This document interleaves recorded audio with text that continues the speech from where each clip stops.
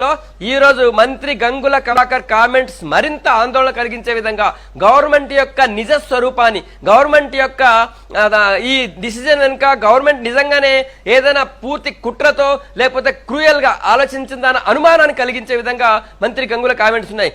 గంగుల ఏమంటున్నారు మంత్రి గంగుల అంటే, ఒకవేళ మీ వివరాలన్నీ ధరణి పోర్టల్లో పెట్టిన తర్వాత ఒక్కసారి ధరణి పోర్టల్ లాక్ అయితే ఎవరేం చేయలేమట. అంటే ఒకసారి లాక్ అయితే అది మళ్ళీ ఓపెన్ కాదంటున్నారు. సో వివరాలు ఏ పోర్టల్లోనైనా అవసరమైతే అప్డేట్ చేయడానికి వివరాలు మళ్ళీ పెట్టడానికి ఏ పోర్టల్లోనైనా యాక్సెస్ ఉంటుంది. మరి ఈవెన్ మన ఆధార్ కార్డులో కూడా మళ్ళీ సెకండ్ టైం మనకి అవకాశం ఇచ్చారు, ఏదైనా కరెక్షన్ చేసుకునేందుకు అవకాశం ఉంది ఆధార్ కార్డులో కూడా. సెంట్రల్ గవర్నమెంట్ తీసుకొచ్చినటువంటి ఆధార్ కార్డు యూనిక్ ఐడి కార్డులో కూడా. కానీ మా మంత్రి గంగుల చెప్పేది ఒక్కసారి ధరణి పోర్టల్ లాక్ అయితే ఎవ్వరం చేయలేం. అందులో ధరణి పోర్టల్లో నమోదు కాని మీ ఆస్తులన్నీ కూడా ఒకవేళ అవి మిగులు భూమిగా పరిగణిస్తారు.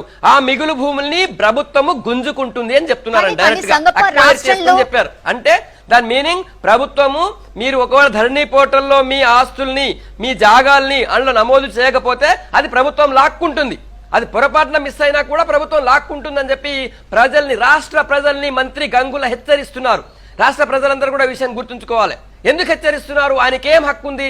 నా భూమి గురించి ఆ పోర్టల్ మిస్ అయితే నెక్స్ట్ టైం మళ్ళీ అప్డేట్ చేసుకుంటా. ఈ మంత్రి ఎవరు చెప్పడానికి అని చెప్పి ప్రతి ఒక్కరు కూడా ఇది ఒక లేవనైతే వచ్చేటువంటి ప్రశ్న. అంతేకాకుండా ఆయన ఇంకోటి ఏం చెప్పారంటే, స్కూల్ పిల్లల్ని ఏ విధంగా అయితే నిర్బంధంగా స్కూల్కి పంపిస్తామో, అంటే నేను ఇవ్వను, నేను స్కూల్కి పోను అని చెప్పి ఆరాం చేస్తే ఏ విధంగా అయితే చెవులు పిండి లాక్కని స్కూల్లో పడేస్తారో తల్లిదండ్రులు, ఆ విధంగా ఎవడైతే భూమి వివరాలు ఇవ్వడో అతన్ని కూడా మీరు నిర్బంధంగా ఆయన భూమి వివరాలు లాక్కోండి, భూమి వివరాలు తీసుకోండి అని చెప్పి ఆయన అధికారులతో జరిగినటువంటి రివ్యూలో చెప్పారు. సో రాష్ట్ర ప్రభుత్వం యొక్క ఉద్దేశం ఇప్పుడు స్పష్టంగా అర్థమైంది.